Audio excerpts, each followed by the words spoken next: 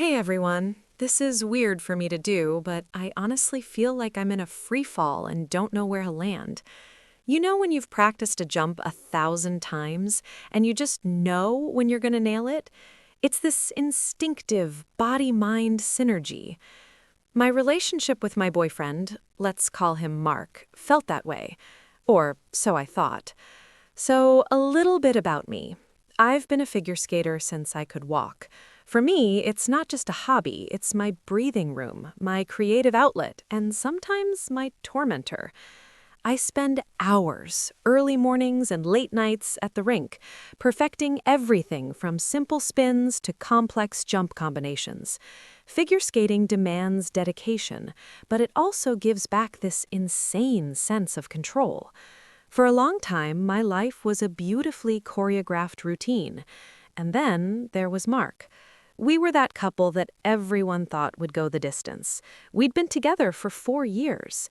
He was the one who could make me laugh when my edges were messy, the one who'd bring me hot cocoa after a particularly grueling practice, the one who saw beyond the sparkling costumes and the forced smiles.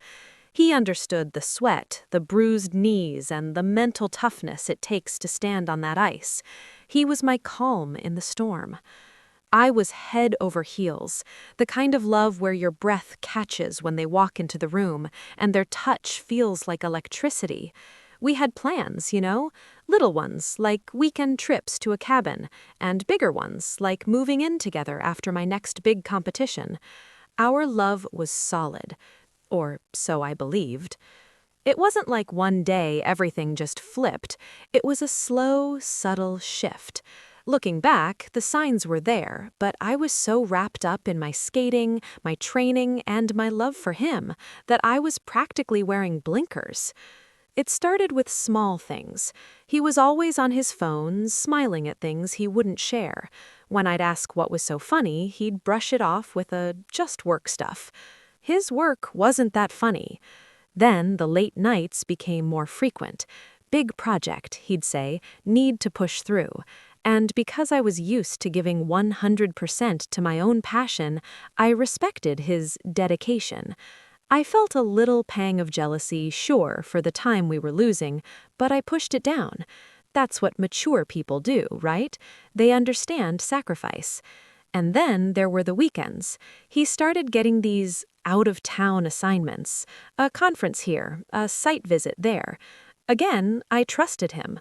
We were the real deal. Trust was the bedrock of our relationship. Besides, I had my own competitions, my own traveling. It seemed like a parallel universe of commitment. I should have known. The way he looked at me, the casual touches, the whispered "I love yous," they felt practiced, like a well-rehearsed performance. But when you're deep in love, you don't question the script. You just play your part.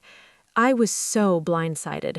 I was so foolishly, completely, utterly in love with a man who was apparently the Meryl Streep of manipulation. The whole thing felt like a performance, a beautiful routine with a hidden, rotten core.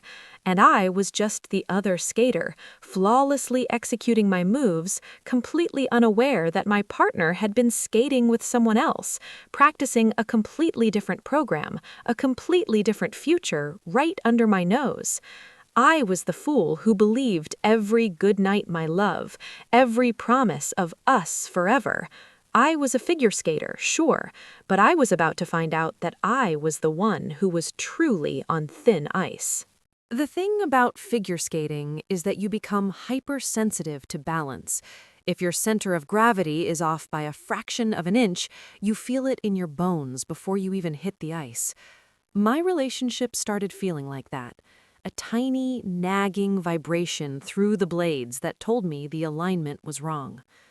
It wasn't a smoking gun moment. It was the scent of expensive, citrusy perfume clinging to his wool coat, a scent I've never owned because I stick to unscented lotions to avoid irritating my skin during long training sessions. It was the way his phone suddenly became an extension of his hand, always face down, always silent. The sudden event that cracked the ice happened on a Tuesday. I had finished morning practice early because the rink's cooling system malfunctioned. I decided to surprise Mark with his favorite hazelnut latte before he headed to his client meeting. When I pulled up to our apartment, I saw his car, but he wasn't alone. A woman I didn't recognize was leaning against the passenger door. They weren't just talking, there was a domesticity to it that made my stomach do a nauseating lutz. He reached out and tucked a stray hair behind her ear, a gesture so tender, so ours, that I felt the air leave my lungs. I sat in my car, hidden behind a neighbor's SUV, watching them for 20 minutes. They laughed. They shared a brief, lingering kiss that looked practiced, like a routine they'd performed 1,000 times while I was at the rink. My hands were shaking so hard I couldn't even hold the latte. I didn't confront him then. I watched them drive away together in his car. Instead of going inside, I drove back to the rink. I spent 4 hours on the ice, falling over and over again. I wanted the physical pain of the ice hitting my hips to drown out the realization that my 4-year relationship wasn't a partnership. It was a solo act I'd been performing while he watched from the sidelines with someone else. I went home that night and did the one thing I promised I'd never do. I waited until he was in the shower and picked up his iPad. He hadn't changed the passcode. It was still my birthday.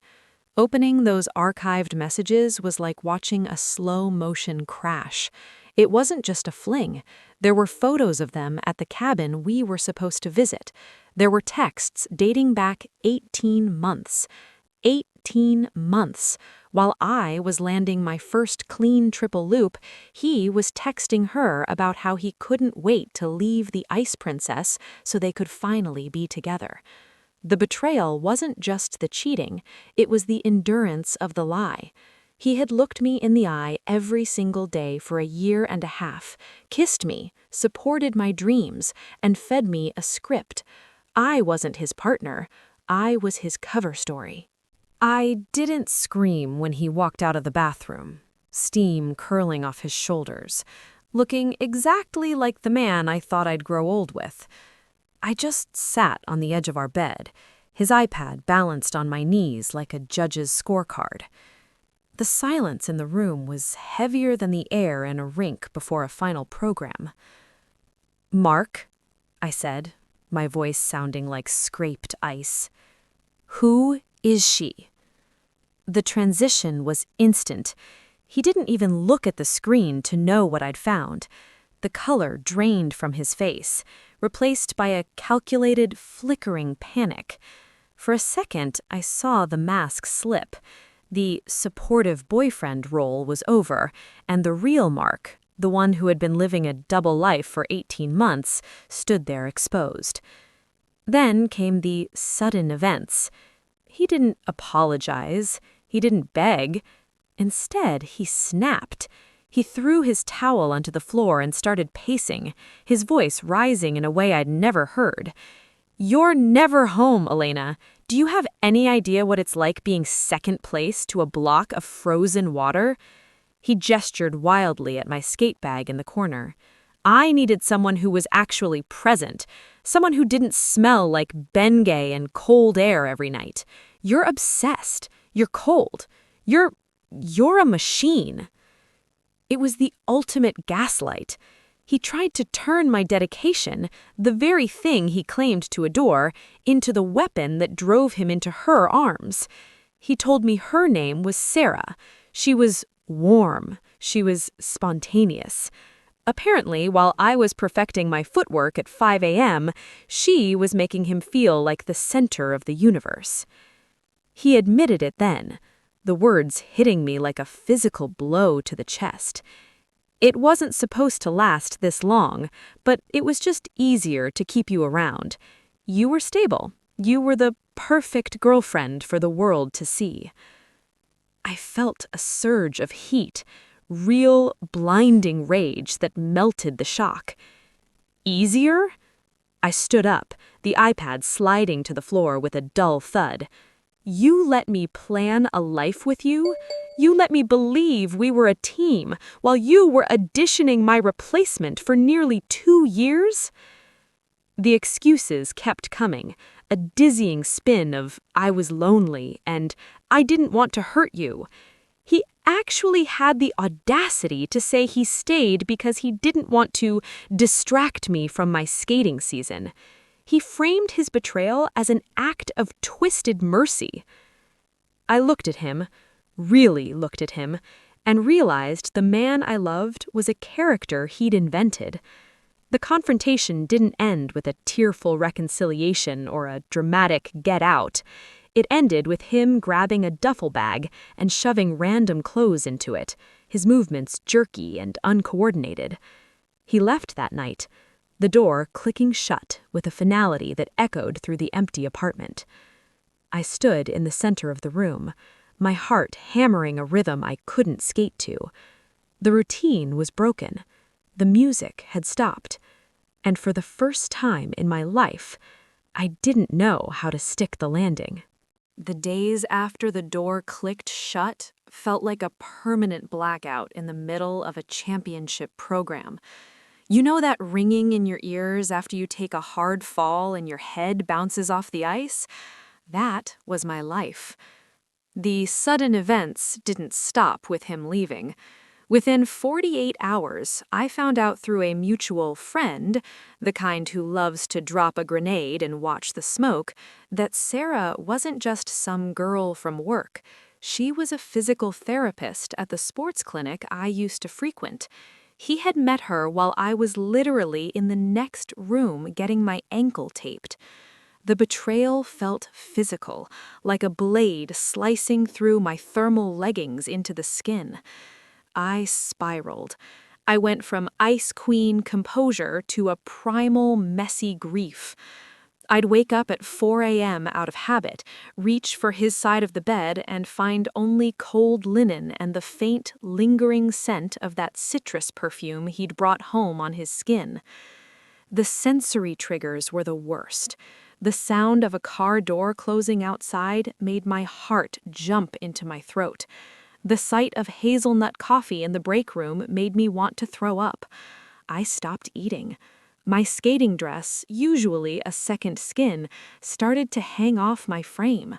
My coach, a stern woman who usually only talks about edge work, actually pulled me off the ice one morning because I was shaking so hard I couldn't even stand still. "Elena," she said, her hand heavy on my shoulder, "the ice doesn't lie. You're trying to glide, but you're dragging an anchor." She was right. I was mourning a ghost. I spent nights scrolling through our old photos, trying to pinpoint the exact moment his smile became a lie. Was it the Christmas at my parents'?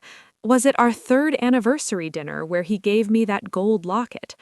I felt like I was re-watching a tape of a failed performance, obsessing over every frame to see where the foot slipped. Then came the anger, the hot, bubbling kind that makes you want to break things. I didn't break anything, though. I did something worse. I went to the rink at midnight, using my key to get in when the lights were dimmed to a haunting blue. I skated. No routine, no choreography, just raw, ugly speed. I screamed into the empty arena, the sound swallowed by the damp, cold air. I realized I wasn't just mad at Mark, I was mad at myself for being so disciplined, so focused on my perfect life that I forgot to look at the person standing right next to me. I had treated our love like a set of technical scores, assuming that if I hit all my marks, I'd get the gold medal of a happy ending. The acceptance started to trickle in when I realized that the ice was the only thing that hadn't betrayed me. It was cold, yes. It was hard. But it was honest. If you work for it, it supports you. Mark never had that kind of integrity. I sat on the player's bench in the dark, my lungs burning, and realized I didn't want him back. I didn't even want an apology anymore. I just wanted my center of gravity back. I wanted to feel the weight of my own body without the phantom limb of a 4-year lie. The final, sudden event wasn't a confrontation or a dramatic reveal. It was a package. 2 weeks after he left, a box arrived at my door containing the rest of my things from his car and a note that simply said, "I hope you find your perfect routine." The irony was so thick I could have skated on it. I didn't cry this time. I walked that box straight to the dumpster. My decision didn't come in a flash of lightning. It came in the steady rhythm of a morning practice. I realized that for 4 years, I had been adjusting my edges to accommodate his weight, trying to balance a partnership where I was doing all the heavy lifting. The resolution was simple. I was going back to a solo program. I blocked his number, I blocked Sarah, I even blocked that friend who kept sending me updates. I didn't need to know if they were happy or if he was already gaslighting her too. My life wasn't a spectator sport anymore. I poured that nervous, betrayed energy into the one thing that never lied to me. I changed my short program music from a romantic ballad to something sharp, orchestral, and powerful. I stopped trying to look pretty on the ice and started looking dangerous. At my first competition after the breakup, I didn't just skate, I reclaimed the space. When I landed my triple axel, the friction of the blade against the ice felt like I was cutting ties with every lie he'd ever told me.